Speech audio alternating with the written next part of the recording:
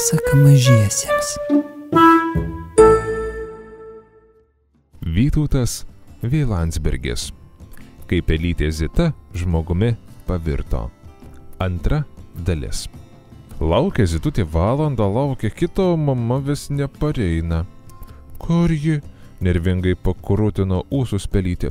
Tikriausiai plepa su kaimynė Milda, kaip visada, o išbadėjusi dukra, jei nemotais, vieną kartą taip supyksiu, žinos kaip negrįžti. Pradėjo tempti iš mokyklos, grįžo Kęstutis ir Birutė žmogeliukai, ėmė žaisti kamuolio, bespardydami net po lovą nuspyrė. Kamuolys atridėjo prie pat urvelio. Dabar man galas. Persigando Zita ir iš visų jėgų užsimerkė, o to galo kaip nėr. Taip nėr. Netrasiai atmerkė akis ir pirmas iki iš arti pamatė Kęstučio veidą. Berniuko ranka pagrebinėjusi po dulkę susirado kamuolį, išsitraukė jį ir pavojus išgaravo kaip dūmas. Na, šitas tikrai ne pelėdra, dingtelėjo Zitai. Jo tokios geros akys. Paskui iš darbo grįžo bankininkas Antanas. Lakuoti jo batai kaip mat atsidūrė po lovą. Kodėl kambariai netvarkyti? Puolė bartis. Kodėl drabužiai ir batai išmėtyti po kambarius? Kodėl tik aš vienas visada viską susitvarkau? Kodėl vienas ariu visą gyvenimą kaip koks arklys ir... Pelytė net prunkštelėjo. Batų į veidą nepasideda, o vaikus bara. Tikrai keisti padarai yra tie žmonės. O kambarį barnis nesiliovė. Tėti, tu ne arklys, o bankininkas, bet to arė ne arklė, o artoji. Bankininkai niekada neria, jie dirba banke. Pabandė ginčyti su tėčiu Kęstutis, bet Antanas žmogelis tik dar labiau pasiuto. Kai būsi toks protingas kaip aš, tada galėsi ginčytis. Kai tu būsi toks protingas kaip aš, galėsi nebesiginčyt, atšovė sūnus. Marš pamokų ruošt. Neteko kantrybės tėvas, bet tuo metu bute pasklido gardus kepsnių kvapai ir žmogelienė pakvietė visus vakarienės. Ūmai Zita pasijuto alkana kaip vilkas ir taip užsigeidė to garuojančio kepsnio, kad vos spėjo seilės ryti. O žmogelių šeimyna susėdusi prie apvalaus stalo skaniai čepsėdama vakarieniavo. Paskui sutvarkė indus, išsivalė dantis, užgesino šviesas ir sugulė miegoti. Mažytė Zito širdelė vėl užgulė nerimas. O ką jeigu mama pakliuvo į spastus, o gal ją pagavo šlykštus mirdantis katinai gyvenantys šiukšlių dėžėse, o jeigu dar baisiau, partrenkė mašina, juk nesuskaitoma daugybė jų pipinančių ir riaumojančių dieną naktį zuja pro žmogelių buto langais. Siaubingos mintis lindėjo pelytė į galvą, bet staiga jį prisiminė kadaise pasakytos mamos žodžius. Atmink, dukrelė, baimė pritraukia nelaimės. Dažnai mums atsitinka būtent tai, ko labiausiai bijome. Išmok atskirti pelus nuo grūdų. Zitutė ryžtingai mostelėjo uodegą.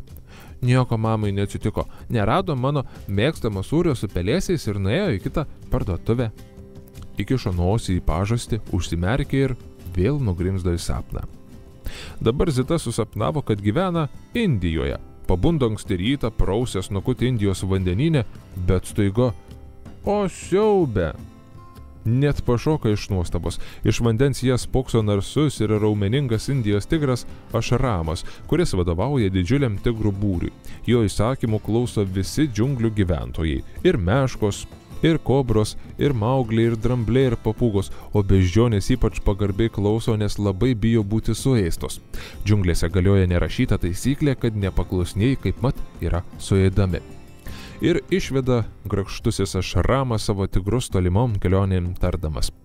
Eisime į aukštuosius Tibeto kalnus medžioti sniego žmogaus. Mes nemėgstam žmogienos, atsikalbinėja bengališkiai tigrai, ypač snieguotos, sušalusios. Pamėgsit, suurzgė nepatenkintas Ašramas. Čia aš įsakinėjau, ką mėgti ir ko nemėgti, aišku? O už ką mums tą sniegų žmogų mėgti? Nesupranta dirižuotojai medžiotojai. Tuoj aš jums paaiškinsiu, parodė dantis Ašramas. Sėskit, pabruko tigrai uodegas, sutupė ir klauso. Medžioju kartą Tibeto ledynuose, prabilo tigrų vadas. Staiga matau, neregėtas padaras. Stok, nes suėsiu, surikau, o jis man, pagauk, tada galėsi suėsti.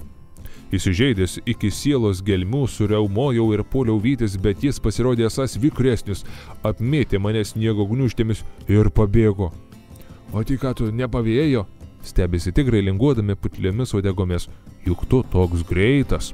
Taigi, kad greitas. Irzliai sumurkė Ašramas. Vijausi aš jį vijausi beveik iki pat ledynų, kur žioji gilios properšos ir veriasi ledo bedugnės. Staiga ėmiau slysti. Įsikirtau nagais į ledą, eidant prarajom nenugarmėčiau, o jis, nedoralis, ciūgli ir paspruko. Užtat šį kartą mes jį griežtai nubausim, neklaužadas, kaip puikiai žinote, privalome suėsti. Ir iškeliauja tigrai į Tibetą, karstosi po Himalajų kalnus, naršo paslaptingus urvus, visur sniego žmogaus šniukštinėdami. Tamsiosiuose olose aptinka keisčiausių padarų. Ten sėdi suakmenėjusios kojas po savimi sukryžiavusios būtybės. Būtų panašios į žmonės, bet 10 kartų didesnės. Nagai ilgiausi, plaukai iki žemės. Kitos dar keistesnės, tarsi būtų milžiniški žmogbanginiai, tik su kojom ir rankom, o tarp pirštų minkštos plėvės lyg žąsų. Treti dar baisesni su 2 galvom ir 4 rankomis. Kas jie tokie? Akis išpūtė klausinėje tigrai. Tai ankstesnių civilizacijų gyventojai, lemuriečiai ir atlantai, aiškina Šramas, žemėje gyvenę prieš milijonus metų. Ar šie galiūnai mirė? Teiraujasi medžiotojai, o jų uodegų galiukai neramiai sukurta. Ne, jie gyvi tik tai suakmenėje ir panorėję gali bet kada atgyti. Maunam iš čia, sušnipžda jauniausias iš tigro vardu Nirvana. Aš tikrai neapsidžiaugčiau, jei kuris nors pabaiso atsimerktų. Iš slogių požymių išsikabaroja į dienos šviesą, tigrai dar ilgai markstosi ir ašaroja. Šiauroka, gal juos kas užbūrė ar prakeikė? Nei užbūrė, nei prakeikė, primerkė geltonas akis Šramas. Kadaise šios urvus man parodė mano senolis baltasis tigras Šri Kundalinis. Jis papasakojo, kad suakmenėti galime ir mes, paprastieji tigrai, ne tik atlantai su lemuriečiais. Nesąmonė, prunkštelė Nirvana, niekad nemačiau suakmenėjusio tigro. Kaip nematei, juk tykodami grobio mes irgi sulaikom kvapą, susiliejom su žolė ir krūmais, taip ir jie. O kam reikia suakmenėti? Klausė kitas tigras vardu Bandanas. Ir dar šitaip negyvai. Anuomet mano bočius porino, kad šios nekvepuojančios būtybės buvo be galo išmintingos ir rūpinasi ne tik savo pilvais, o mintijo ir apie tolimą ateitį. Ruošiasi jei pasaulį grėstų išnykimas, sakydavo Šri Kundalinis. Jos atgytų ir pradėtų žemėje gyvenimą iš naujo. Beje, mano senolis irgi mokėdavo sustinkt kaip negyvas. Įsiropždavo medin ir sumedydavo kaip koks kokosas. Staiga Nirvana ima šaukti letiną rodydamas į kalnų pusę virš Šramo galvos. Matau sniegų žmogų! Pykimės jį, surzgė išbadėję tigrai. Ir puola diržuoti į vytis. Liepa ropšėsi per sniegynų, šokinėja per ledynus dusdami ir sunkiai šnopuodami. Sniego žmogus jau letina pasiekimas, bet taiga prasideda sniego griūtis ir tigrai ima risti žemyn kartu su milžiniška lavina. Pasigirsta cypimas, inkštimas ir gailios aimanos. Nusiritę kalno pačion, jie vargais negalais iš sniegų išsikapsto. Vienintelis Šramas guli giliai prispaustas ir pajudėti neįstengia. Suprasdamas, kad artinas paskutinioji, tarsi per miegus išgirsta ledinį sniego žmogaus balsą. Kadangi tu buvai toks įžūlus ir su nedorais ketinimais lindai ten, kur piktiems žvėrims ir žmonėms lysti nevalia, tai kitam gyvenime atgimsi bailę pelytę. Tu nausi pulovą tirtėdamas iš baimės, kol savo nedorą poelgį suprasi, apgailėsi ir ištaisysi. O kaip man ištaisyti? Grimzdamas į nebūtį šnipžda Šramas. Blogus darbus ištaiso geri mūsų darbai. Ataidi paskutiniai sniego žmogaus žodžiai ir čia sapnas nutrūko ir savo urvelėje pabudo iš baimės pastirusi pelytė Zita, nė iš tolo nepriminanti stipruolio Indijos tigro Šramo. Pelytė nusižiovavo, pasirąžė ir išgirdusi kažką krepždant tyliai paklausė. Mamytė, tu jau grįžai? Niekas neatsiliepė. Zitutė žvilgt pro urvelio angą, o ten kažkieno ranka po lovą grobinėja. Tai žmogelis ieško savo lakuotų batų piktai bambėdamas. Koks nevidonas mano batus po lovą nusviedė. Vargais negalais inkšdamas ir stenėdamas išsigraibė Antaną savo apavą. Nusinešęs koridoriun, nušveitė, kad žibėtų kaip veidrodžiai ir išvežė vaikus į mokyklą. Žmogelių namuose stojo nejauki ryto tyla. Zita liko viena. Prisiminė sapną apie raganą Liolę ir atsiduso. Kaip vis dėlto norėčiau būti žmogumi. Nueičiau prie šaldytuvą ir suryčiau viską, kas ten yra. Paskui apsiaučiau blizgančius batus, sėsčiau kvepinti automobilį ir važiuočiau darbą. Nepasisekė, kad gimiau pele. O jeigu dar ir mama negrįžtų į galas, mirsiu iš bado. Nuo tokių minčių taip gailu pasidarė, kad vargšelė net apsiverkė. Pašniurkščiojo nosim, pasigraudeno porą minučių ir vėl prisiminė mamos perspėjimą apie baimę ir nelaimės. Išsyk suėmė save į lėtinėles ir apsiramino. Tupi savo kaip pelė po šluotą. Bet nuobodu. Nėra ką veikti.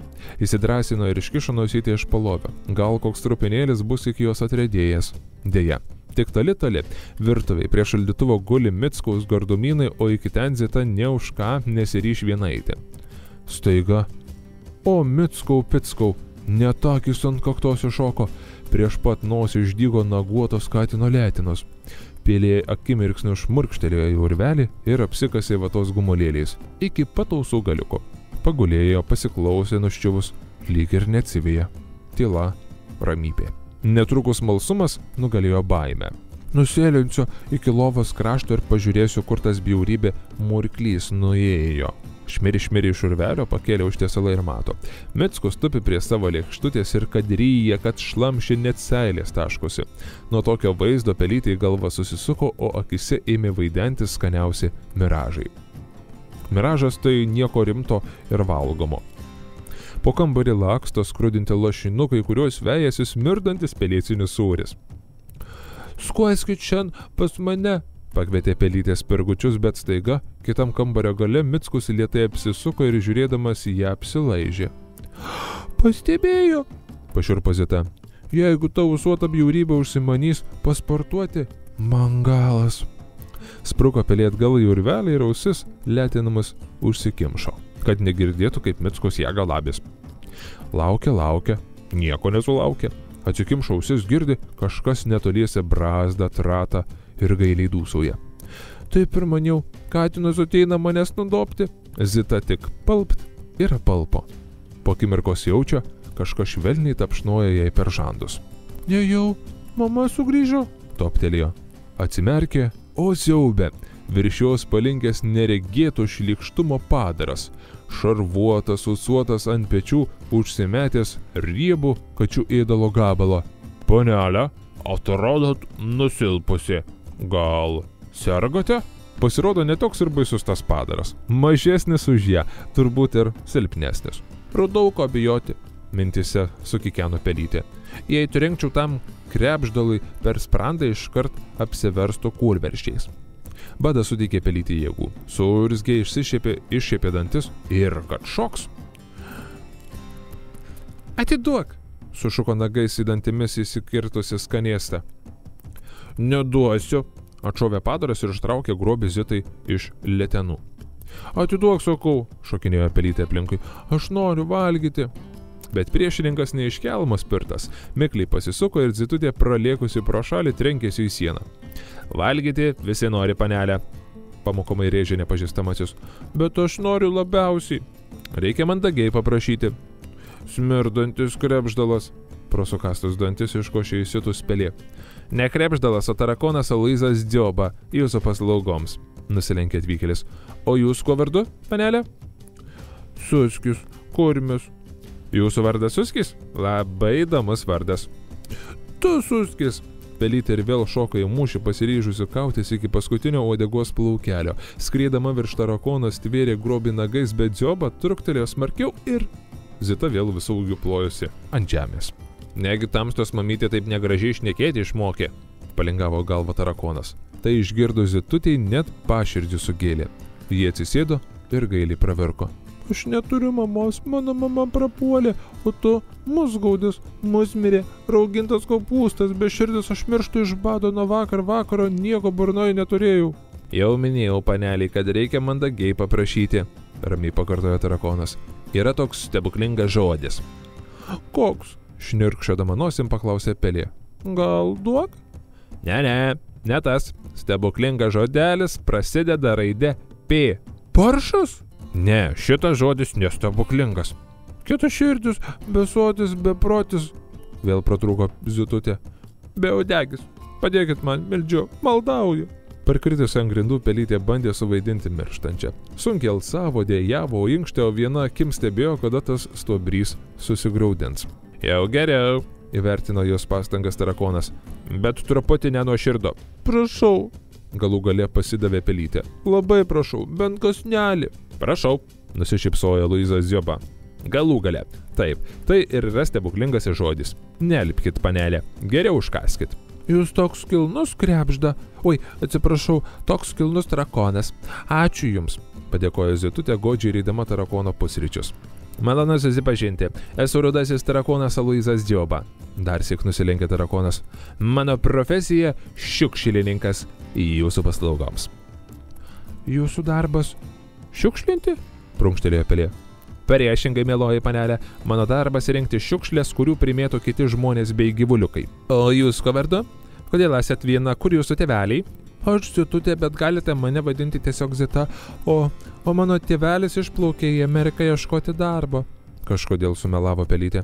Žadėjau parvežti dovanų, kramtomosios gumos arba kramtomųjų katinų, o mano mama vakar išėjo į parduotuvę ir iki šiol negrįžo. Tikriausiai ją pagavo smirdančios konteinerių katės, o gal pakliuvo į spastus arba užėdė nuodų. Aš jums padėsiu rasti mamą. Tikras džentelmenas niekada mikčiojo Dzioba, nepalieka verkiančios damos. Vienos tamsiam urvelį. Džentelmenas? O kas yra džentelmenas? Kokia nors ypatinga tarakonų veislė? Sumirksėjo Zita, nusišluostė ašaras ir godžiai sučiaumojo paskutinį kąsnelį. Ne, nusikvatojo Luizas. Džentelmenai tai tokie rūpestingi tarakonai, kurie rūpinasi, kad niekas jais nesirūpintų, nes jiems patiems labai patinka visais rūpintis. Nieko nesupratau, man sukasi galva. Taiga sušnibždėjo pelytė ir krito kaip pakirsta. Bet Luizas Dzioba matyt nemažai alpstančių panelių regėjęs buvo. Čiupo ją ir paguldė minkšton vatinėn lovon. Nesveika tiek ilgai nevalgius būt. Kamšydamas ligonę sumurmėjo Dzioba ir atnešė iš virtuvės dar vieną Mickaus maisto gabalėlį. Ačiū, jūs tikras džentelmentas, tarė Zita paskubom rydama tarakono vaišes. Ne džentelmentas, o džentelmenas, pataisė ją Luizas. Valgykit, nurimkit, pailsėkit. Kai sustiprėsit, pagalvosim, ką daryti. Jeigu mamytė dar nebus grįžus, eisime jos ieškoti. Aš pažįstu beveik visus šio namo gyventojus. Gyvą ar mirusią, vis tiek ją rasime. Aš nenoriu mirusios, treptelėjo kojytė Zita. Mes surasim ją gyvą ir sveiką. Pasakos tęsinys kitą dieną tuo pačiu metu.